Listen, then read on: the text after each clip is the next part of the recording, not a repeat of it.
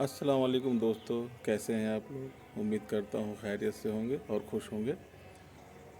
दोस्तों, आज की जो मैं ये मेरी वीडियो है, ये पोल्ट्री फार्म फ़ायदे का बिजनेस है या नुकसान का बिजनेस है। क्योंकि मेरे बहुत से दोस्तों के कमेंट मेरे इनबॉक्स में आ रहे हैं कि पोल्ट्री फार्म घाटे का सौदा है और नुकसान होता है। तो आज की मेरी वीडियो इसी पे है। और तो दोस्तों, मैं आज आपको यही बताने की कोशिश करूँगा कि इससे जुड़ी मेरी एक छोटी सी कहानी है। मैं 2007 में बीएसएनएल केयर में जॉब करता था और 2012 तक मैंने बीएसएनएल केयर में as a engineer, care engineer काम किया। उसके बाद मेरा कॉन्ट्रैक्ट ख़त्म हो गया। उसके बाद मैंने आगे कॉन्ट्रैक्ट नहीं बढ़ाया क्योंकि वो सिर्फ एक जॉब थी और मुझे शौक़ बिजनेस करने का था।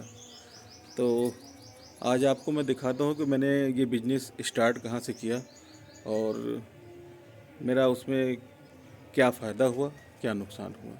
तो मैं आपको आज दिखाता हूँ अपना पुराना फार्म, जहाँ से मैंने शुरुआत की, क्या क्या बिज़नेस किया, कहाँ जाके कहाँ पे रुका। चलिए दोस्तों, मैं आपको दिखाता हूँ अपना पुराना पोल्ट्री फार्म। ये देखिए दोस्तों, 2013 से मैंने इसमें अपना पोल्ट्री बिजनेस शुरू किया था। आज भी देखिए जालियाँ लगी हुई हैं।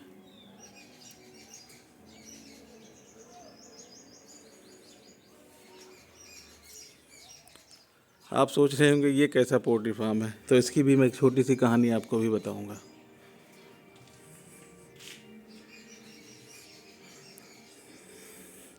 कुछ बर्तन के टुकड़े आज भी मौजूद हैं।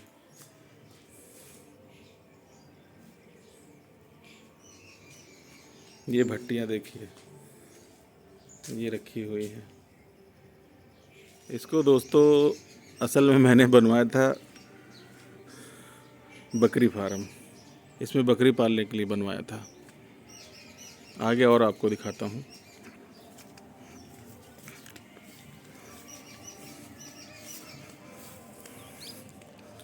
ये था मेरी डेयरी।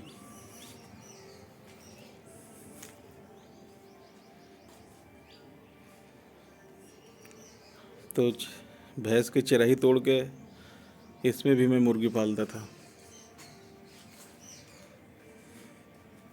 एक और है ये। तो दोस्तों 2013 में यहाँ मैंने अपना छोटा सा पोल्ट्री फार्म शुरू किया।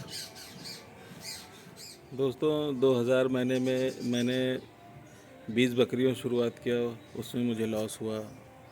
फिर मैं 15 गाय से शुरू किया। गाय का दूध यहाँ सप्लाई हो ही नहीं पाता था, उसमें मुझे लॉस हुआ। जब थक हार के फिर मैंने कहा कि पोल्ट्री फार्म एक ऐसा बिजनेस है जो 35 से 40 दिन में क्लियर हो जाता है, फ़ायदा या नुकसान। तो मैंने शुरुआत की 500 बच्चों से। 500 बच्चों को मैंने खुद मैनेज किया। मैंने किसी को रखा नहीं क्योंकि 500 बच्चे कहीं ज़्यादा नहीं होते हैं, लेकिन मैंने खुद मैनेज किया उसको। और यकीन मानिए दोस्तों, मैं झूठ नहीं बोलूँगा आपसे, मुझे उसमें 10,000 रुपये का फ़ायदा हुआ। फ़ायदा ऐसे हुआ कि मैंने 5,000 लेबर का भी निकाला, जो मैंने खुद भी की थी, लेकिन मैंने सोचा अगर मैं कोई लेबर रखता तो 5,000 रुपये उसको भी देता।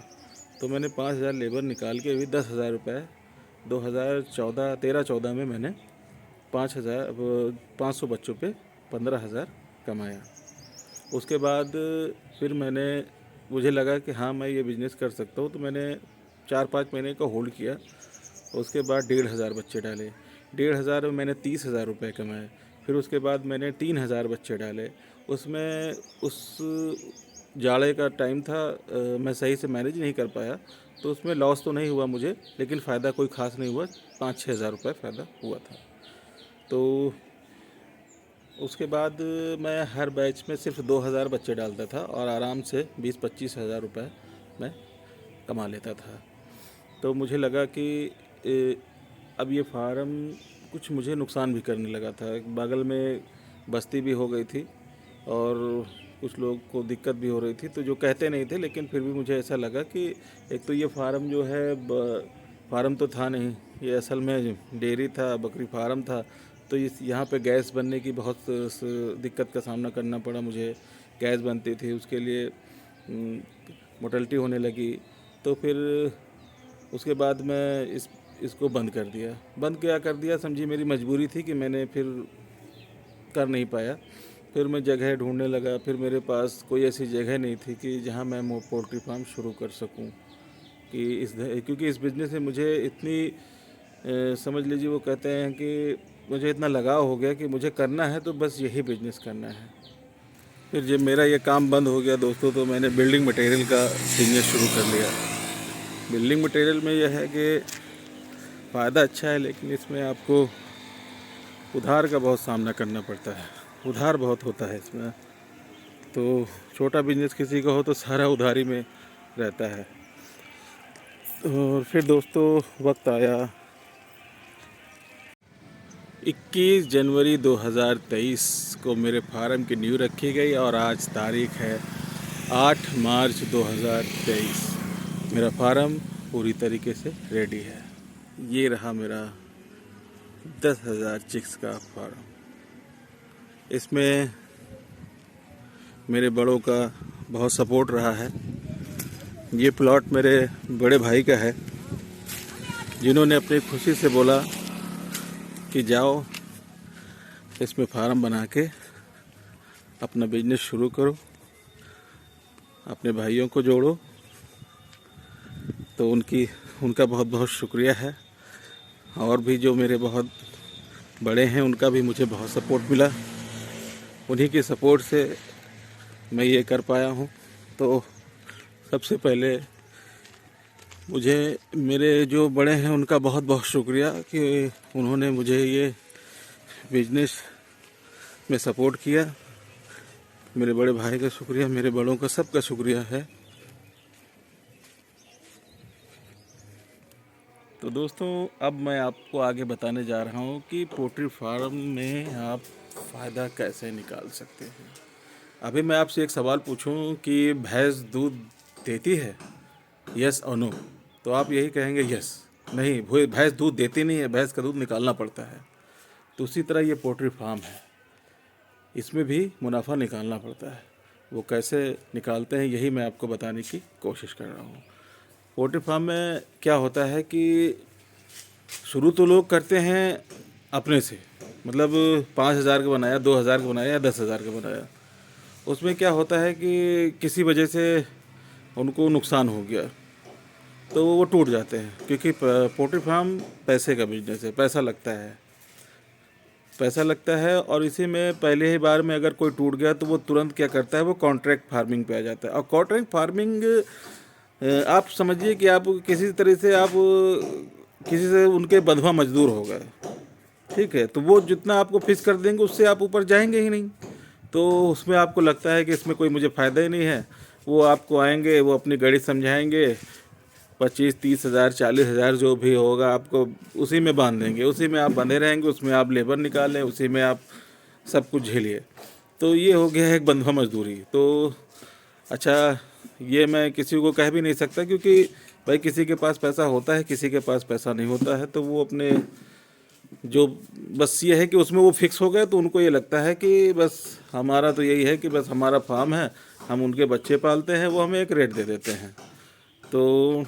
तो आप उतने में फिक्स हो जाते हैं। लेकिन जो अपना खुद से करते हैं वो कभी अगर नुकसान उठाते हैं तो फ़ायदा भी इतना उठाते हैं कि शायद कॉन्ट्रैक्ट फार्मिंग वाले पूरे साल में भी नहीं उठा पाते। ऐसा होता है दोस्तों। इस बिज़नेस से फ़ायदा उठाने के लिए सबसे पहले दोस्तों आपको अपना मैनेजमेंट सबसे बेहतर रखना पड़ेगा। सबसे बेहतर मैनेजमेंट रखना पड़ेगा। वो चाहे पानी हो, चाहे गैस हो, या फिर उनके लिए गर्मी में अच्छी व्यवस्था हो। ये सब कुछ आपको वेल मैनेज रखना पड़ेगा। दूसरा चीज़, सब चीज़ आप लेबर के भरोसे नहीं छोड़ सकते, इसमें आपको भी लगना पड़ेगा। क्योंकि अगर आप 10,000 चिक्स में 3 लेबर रख रहे हो, 4 लेबर रख रहे हो, तो ऐसे काम नहीं चलेगा। आप सिर्फ शुरू में 2 लेबर रखिए, बाद में आप 1 लेबर से काम करिए, आपको खुद लगना पड़ेगा। आपको करना ही पड़ेगा अगर आप इसमें बिजनेस में आप मुनाफा कमाना चाहते हो। दूसरी चीज़ दोस्तों ये हो जाती है कि इसमें सबसे महंगा आता है फीड। अगर आप बड़े फार्मर हो, मेरे मतलब है अगर आप 5 से ऊपर हो, 5,000 बर्ड्स से ऊपर हो, तो आप ये कोशिश करिए कि अपना फीड खुद तैयार करें। जिस दिन आपने अपना फीड तैयार कर लिया, आपको कभी इस बिज़नेस में लॉस नहीं हो सकता। गारंटी है, इस बिज़नेस में आपको लॉस नहीं होगा। ऊपर वाले ने नहीं चाहा, कोई ऐसी बीमारी नहीं आई बच्चों में वो इसको छोड़ के। अगर आपका मैनेजमेंट अच्छा रहता है, आपके चिक्स अच्छे रेडी होते हैं और फीड आपका है, तो आप नुकसान कभी नहीं उठा सकते। तो यही मैं आपको बताना चाहता हूँ दोस्तों। मैं इस फार्म में खुद मेहनत करूँगा, मैं खुद रहूँगा जैसा कि मैं पहले करता था, मेरे भाई साहब लोग रहेंगे। और दूसरा कि इसमें जो है मैं कभी कॉन्ट्रैक्ट फार्मिंग नहीं करूँगा। मैं 2,000 पालूँगा मगर मैं कॉन्ट्रैक्ट फार्मिंग नहीं करूँगा। और दूसरा कि मैं आगे अपने फीड को ही बनाने के बारे में सोच रहा हूँ। अभी 3-4 बार मैं ऐसे ही करूँगा, लेकिन आगे उसके अभी प्रोसेस मेरा चल रहा है कि मैं अपना फीड खुद बनाऊँ। तभी इस बिज़नेस में आप अच्छे मुनाफे कमा सकते हैं और काफ़ी मुनाफा कमा सकते हैं। चलिए दोस्तों, मैं अपनी वीडियो को यहीं एंड करता हूँ। अगर आपको मेरी वीडियो पसंद आई तो प्लीज़ सब्सक्राइब करिए, लाइक करिए और खुश रहिए, दुआ में याद रखिए। फिर मिलते हैं अपने नेक्स्ट वीडियो में। तब तक के लिए अल्लाह हाफिज़, गुड बाय।